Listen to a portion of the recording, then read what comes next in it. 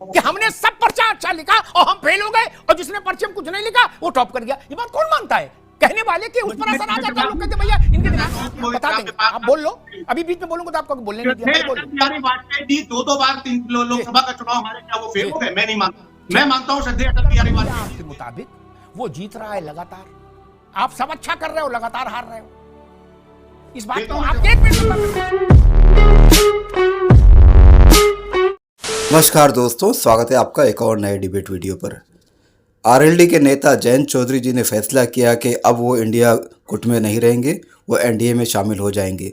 तो दोस्तों इसी पर ये डिबेट है। डिबेट में आप देखोगे कि अमिताभ अग्निहोत्री जी के साथ डिबेट कर रहे हैं समाजवादी के प्रवक्ता फराज किदवई।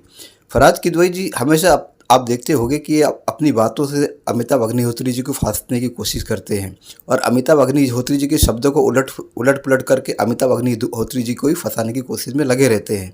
लेकिन अमिताभ अग्निहोत्री जी तो अमिताभ अग्निहोत्री जी है, वो इनके बातों में आते नहीं हैं और अपने तथ्यों और बातों से इनको अच्छी तरह से लपेटते हैं और धूल चढ़ा देते हैं। इस डिबेट में भी आप देखोगे अमिताभ अग्निहोत्री जी ने सच्चे तथ्यों के आधार पर फराज किदवई को बुरी तरह धोया है और इनको नेस्त नाबूद कर दिया है। तो दोस्तों डिबेट पूरा देखिए, आपको बहुत ही मजा आएगा। तो चलिए शुरू करते हैं डिबेट वीडियो, लेट्स स्टार्ट। ये क्या चल रहा है शमशेर सिंह जी? देखते जाओ बस। कल तक कोई आदमी साथ रहे और तब कीमती रहे, और अगले दिन वो छोड़ जाए तो बता दो ये तो किसी लायक थे ही नहीं।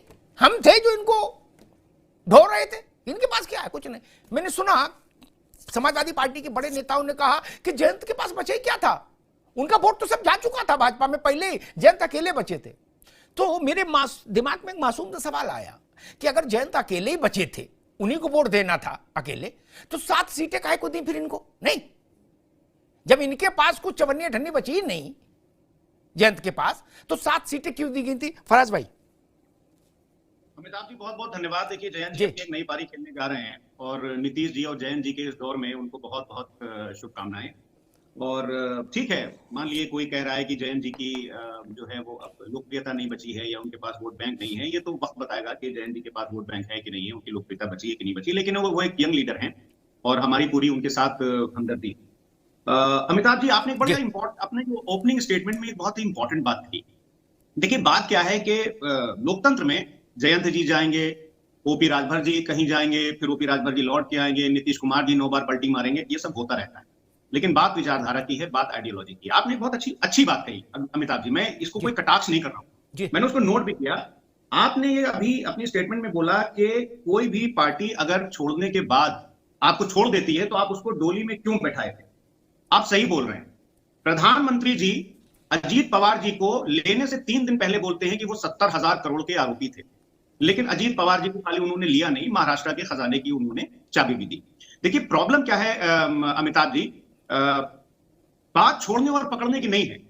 इंडियन डेमोक्रेसी और लोकतंत्र की अमिताभ जी ये खूबसूरती है कि जिन जयंत जी को, जिनके साथ हमारा बेहतरीन गठबंधन चला और जिनसे हमारी पूरी सहानुभूति है, जिनको हम मतलब एक गुड लक भी बोल रहे हैं, लेकिन जिन जयंत जी को उत्तर प्रदेश पुलिस ने जिनके ऊपर लाठीचार्ज किया, आज भारत के प्रधानमंत्री जी और भारत सरकार घुटनों पर आ गई कि उनको आदरणीय चरण सिंह जी को, श्री चरण सिंह जी को थेथरई भारत की राजनीति में इस कदर पैवस्त है कि थेथरई अलग नहीं हो सकती ना। राजनीति बंद हो जाएगी, थेथरई अलग कर दोगे तो सूखी राजनीति लगेगी। क्या जैसे सूखा पेठा नहीं होता, इसीलिए आजकल रसवाला पेठा चलने लगा। जब चरण सिंह जी को भारत रत्न मिला तो सबने कहा कि हमने इतना दबाव बनाया कि घुटने टेकने पड़े मोदी को, और कोई विकल्प नहीं छोड़ा हमने कि चरण सिंह को दो। मेरे मन में एक मासूम सा सवाल जन्मा, रोहित आपके पास आ रहा हूं, कि चाचा आप लोग 10-10 साल 20-20 साल सरकार में रहे, चरण सिंह आज पैदा हुए, तब काय नहीं दे दिए? तब तो मांग भी करनी नहीं थी। 10 साल मुलायम सिंह जी की चिट्ठी लगी रही, मनमोहन सिंह किया, उससे पहले मुलायम सिंह रक्षा मंत्री रहे, लालू जी लगातार सरकार में रहे। अरे हम तो करें चरण सिंह छोड़ो, अजीत सिंह को भी दे देते भारत रत्न, काय नहीं दिया? आज थेथरई कर रहे हो सब लोग, करे हमारी मांग के चलते हमने कर्पूरी ठाकुर। तब भी मैंने फराज भाई, मेरे अंदर यही कमी है, मैंने तब भी ये लिखा कि जो लोग कह रहे कर्पूरी ठाकुर हमारे गुरु रहे और हमारे दबाव के कारण दिया गया, तेजस्वी का मेरा दबाव था। अब बताओ ये नई पीढ़ी के बच्चे भी कम से कम अपने पिताजी से तो पूछ लेते कि पिताजी जब आप 10 साल सरकार में रहे तो आपको गुरु जी की याद नहीं आई क्या? लेकिन जनता समझती है इस बात को। जान लीजिए फराज किदवई साहब, ये वास्तव में बड़ा विचित्र फार्मूला राजनीतिक दलों ने चला लिया कि तुम्हें हम सीटें दे देंगे ट्विटर पर, लेकिन आदमी मेरा लड़ेगा, सिंबल तुम्हारा रहेगा। तो इसमें तो किसी भी पार्टी में विद्रोह हो जाएगा। जन की पार्टी में हो गया तो कौन सा बुरा था? मैं देख रहा था वहां तमाम पश्चिम के जाट कह रहे थे कि भाई इनकी पार्टी का आएगा तो वोट हम लड़ेंगे, उसके साथ खड़े होंगे, साइकिल वालों का उम्मीदवार होगा तो नहीं खड़े होंगे। फराज किदवई, और ये जो 4 विधायक हैं 9 जीते जयंत के मेरे ख्याल से 22 में, उसमें 4 सपा के चेहरे थे। जी अमिताभ जी, आप सही बोल रहे हैं कि आज राजनीति में जो चीजें हो रही हैं वो बड़ी यूनिक हो रही हैं। जैसे बिहार में क्या हुआ, नहीं फराज किदवई, बिहार और जम्मू कश्मीर छोड़ो, मैंने पूछा ये अपना आदमी, एक मिनट मेरी सवाल सुन लो, पहले उसका उत्तर, फिर आप जो कहना चाहते हैं वो तो कहेंगे। मैंने निवेदन किया अपना आदमी मेरा लड़ेगा, सिंबल तेरा रहेगा, ये जो जालबट्टा है ये क्यों? अरे अमिताभ जी, ये बात राष्ट्रीय लोकदल को आज क्यों समझ में आ रही? और दूसरी बात मैं आपसे ये बोलना चाह रहा हूं, मैं बिहार का जिक्र नहीं किसी उसमें ला रहा था कि राजनीति का आज स्तर ये हो गया है कि बीजेपी पार्टी जो है, भारतीय जनता पार्टी, वो रामविलास पासवान जी की पार्टी को इसलिए तोड़ देती है और परिवार को भी तोड़ देती है ताकि उनका अपना एक हित साध सकें कि उनको जेडीयू को कमजोर करना था। तो किसानों को आतंकवादी, जिन लोगों ने कहा अगर किसानों को आतंकवादी कहना सम्मान है तो आज जाइए उनके साथ। किसानों को आंदोलनजीवी कहा गया, अगर किसानों को आंदोलनजीवी कहना उनका सम्मान है तो आज जाइए उनके साथ। किसानों के ऊपर गृह राज्य मंत्री के बेटे ने जीप चढ़ा करके उनको शहीद किया, अगर ये किसानों का सम्मान है तो आज जाइए उनके साथ। किसान नेता हमारे भाई जयंत सिंह जी के ऊपर लाठियां बरसाना, वो अगर सम्मान है तो आप जाइए भाई भारतीय जनता पार्टी के साथ, आपको किसी ने नहीं रोका है। तो भारतीय जनता पार्टी। और दूसरी बात यह है अमिताभ जी कि मैं आपको एक तर्क वाली बात बता दूं कि आज के ये नीतीश जी के जो काल में जो दल बदलू हैं, उनका क्या हाल होता है कि जेडीयू को पहले 115 सीटें मिली, उसके बाद में गिर के 71 सीटें आई, उसके बाद में 43 सीटें आई। तो जो जनता सब देख रही है अमिताभ जी, क्योंकि ये लड़ाई जो है ये विचारधारा की लड़ाई है, लेकिन मुझे ये लगता है ठीक है फराज भाई, ठीक है, बाकी सब बातें आपकी ठीक है, ठीक है फराज भाई, ठीक है, बाकी सब बातें ठीक है, लेकिन विचारधारा वाली बात हम सुन लेते हैं, मानते कभी नहीं क्या? क्योंकि विचारधारा कहीं लड़ाई हो नहीं रही, सुन सबसे लेते हैं। आप सब लोग दोस्तों टीवी बोल रहे हो, अच्छा है, हम मानते हैं, बाकी हमको पता किस धारा की लड़ाई है राजनीति में, इसलिए हम सुन लेते हैं, उसके डिटेलिंग में मत जाओ, छोड़ दो। आपका मुरादाबाद का सांसद, अभी हमने उसको वक्तव्य चलाया वीडियो, उसको तो नहीं नकार सकते। वो कह रहे हैं चुनाव के चलते, राजनीति के चलते मोदी ने दिया चरण सिंह को, अन्यथा चरण सिंह को पहले नहीं दे सकते थे, 10 साल हो गए इनको। लो भैया, क्या रोहित ने क्या क्या क्या फराज किदवई का छोड़ो, वो तो सांसद है, इलेक्टेड रिप्रेजेंटेटिव है। बड़ी कठिन है डगर पनघट की, बड़ा मसले है मित्र। और नीतीश बाबू की सब लोग आलोचना करते हैं, लेकिन एक पहलू जिसको नजरअंदाज सब कर देते हैं, भाजपा भी और लालू की पार्टी भी, कांग्रेस भी, सब चाहते हैं हम जीवन भर सत्ता में बने रहें, सब चाहते हैं क्या? तंत्र मंत्र जंत्र सब कराते हैं इसी के लिए। जो कहे नहीं, हम उसके बता देंगे नेताओं के फिर तंत्र मंत्र जंत्र। अगर कोई ये कहेगा, मुझसे बहस में उलझेगा कि नहीं कराते, तो हम फिर नाम बता देंगे कौन कौन कहां कहां कर रहे हैं। ठीक फराज भाई, ऐसा कोई उदाहरण बता दो जो 20 साल से लगातार दूल्हा एक आदमी रहे, 9 बार शपथ ले। राजी से कोई नहीं मुख्यमंत्री बनाता भाई साहब, नहीं प्रियंका बन जाए, रोहित बन जाए, फराज किदवई बन जाए, ओपी सिंह बन जाए, क्या आप लोगों के मन में नहीं कि मुख्यमंत्री बन जाए? कोई बुरी बात है क्या मुख्यमंत्री बनना? जलवा फरोज रहे, लेकिन बना कौन रहा है? इसलिए मैं नीतीश बाबू की इस मामले में दाद देता हूं। गला काट प्रतियोगिता के दौर में 9 बार मुख्यमंत्री के लिए बने रहे, बड़े बड़े धुरंधर आए,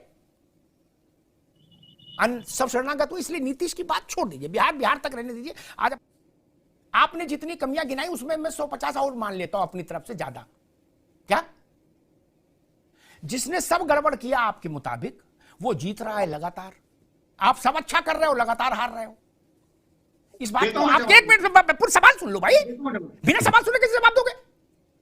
इस बात को आपके अलावा, इस बात को आपके अलावा आपके परिवार में भी कोई नहीं मानेगा कि हमने सब पर्चा अच्छा लिखा और हम फेल हो गए, और जिसने पर्चे में कुछ नहीं लिखा वो टॉप कर गया। ये बात कौन मानता है? कहने वाले कि उस पर असर आ जाता है, लोग कहते भैया इनके दिमाग में जी आप क्या पूछ रहे हैं? एक चुनाव हारा हुआ आदमी जिसको उत्तराखंड में भारतीय जनता पार्टी ने मुख्यमंत्री बनाया, वो परीक्षा में पास होकर फेल हुआ, उत्तर प्रदेश का उप मुख्यमंत्री चुनाव हार करके उप मुख्यमंत्री बनाया जाता है। अमिताभ जी, मैं आपसे पूछना चाहता हूँ कि वो बता देंगे, आप बोल लो, अभी बीच में बोलूंगा तो आपको बोलने नहीं दिया, अटल बिहारी वाजपेयी जी दो बार लोकसभा का चुनाव हारे, क्या वो फेल हो गए? मैं नहीं मानता। मैं मानता हूं श्रद्धेय अटल बिहारी वाजपेयी जी इस देश के बहुत बड़े नेता। ठीक है। चुनाव में हार और जीत अमिताभ जी डेमोक्रेटिक प्रोसेस का एक हिस्सा है। ठीक है, फराज आप रुक जाइए, आप रुक जाइए, आगे बात, आगे आप रुकना होगा, आगे बात अब रिपीटिशन होगा। आपने मुझसे सवाल किया ना, कोई व्यक्ति हारे, भारत ने जो लोकतंत्र स्वीकार किया उसका नाम है, केवल डेमोक्रेसी नहीं, उसका नाम है पार्लियामेंट्री डेमोक्रेसी, संसदीय जनतंत्र स्वीकार किया भारत ने। ठीक, मेरे ख्याल से समझदार लोगों को पता है, और बाकी और जान लें। उसमें पार्टी को बहुमत होता है, पार्टी को अधिकार है किसी को बनाए नेता। ठीक, वो चुनाव हारा है, नहीं हारा है, कितने वोट से जीता है, it doesn't make any difference. कहीं रोको तो मुझे बताओ। और व्यक्तियों के चुनाव हारने की बात कही मेरे काबिल मित्र फराज भाई ने, सारे व्यक्ति चुनाव हारते रहे, इंदिरा गांधी चुनाव हारी, लेकिन मैं फिर भी अपनी इस बात पर कायम, फिर रोहित जी के पास और प्रियंका जी के पास चलता हूं। एक बात कह दूं, 14, 17, 19, 22 ये व्यक्तियों के हारने की कथा नहीं है, ये पार्टी के निरंतर हारने का मसला है। ये व्यक्तियों के हारने का मसला नहीं है कि अखिलेश जी हार गए, शिवपाल जीत गए, इससे कोई फर्क नहीं पड़ता। ये पार्टी के लगातार डिक्लाइन होने की, आज कांग्रेस या आप फराज किदवई साहब का अगर तर्क लेके चले तो फिर तरस नहीं आएगा। 408 से 415, बाद में पंजाब में बाई इलेक्शन हुआ था, तो पंजाब में लेट इलेक्शन हुआ था, तो 13 और आई थी, तो 815 सीट से 44 पे आ गई ना कांग्रेस। और कांग्रेस भी कहे ये तो डेमोक्रेटिक प्रोसेस है, हार जीत चलती रहती है, आई डैम केयर। तो फिर कांग्रेस को प्रणाम करना पड़ेगा ना फराज भाई? नहीं, फिर तो प्रणाम करना पड़ेगा, इस बात का तो मेरे को तेतरा ही है। गाड़ी का ब्रेक फेल, गाड़ी चली गई खाई में, और अभी तक हम कह रहे हैं डेमोक्रेटिक प्रोसेस है। इसलिए मैंने निवेदन किया था, बाकी कोई बात नहीं, व्यक्ति हारे हैं जीते हैं, क्या फर्क पड़ रहा है? और जो लोग लगातार जीते उनकी पार्टी बहुत बड़ी हुई हो, ऐसा भी नहीं। व्यक्तियों के हार जीत पर चर्चा नहीं कर रहा, मैं पार्टी की बात कर रहा हूं। खत्म।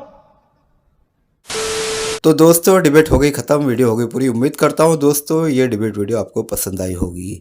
अमिताभ अग्निहोत्री जी 35 सालों से पत्रकारिता में है और उन्हें इतना नॉलेज हो चुका है इस पॉलिटिक्स के बारे में कि शायद किसी छोटे मोटे प्रवक्ता, बड़े प्रवक्ताओं को भी इतना नॉलेज नहीं होगा जितना अमिताभ अग्निहोत्री जी को है। और किसी मजे हुए नेता की तरह अमिताभ अग्निहोत्री जी अपनी बात को रखते हैं। भारत की जितनी भी राजनीति गतिविधियाँ हो गई है, अमिताभ अग्निहोत्री जी लगभग सभी बातों की जानकारी रखते हैं। तो दोस्तों ऐसे हैं अमिताभ अग्निहोत्री जी। उम्मीद करता हूँ ये डिबेट वीडियो, ये कंटेंट मेरा काम आपको पसंद आया होगा। अगर ये वीडियो, ये कंटेंट मेरा काम आपको पसंद आया तो चैनल सब्सक्राइब करते जरूर जाएंगे। मिलता हूँ आपसे अगले वीडियो में, तब तक के लिए जय हिंद, वंदे मातरम।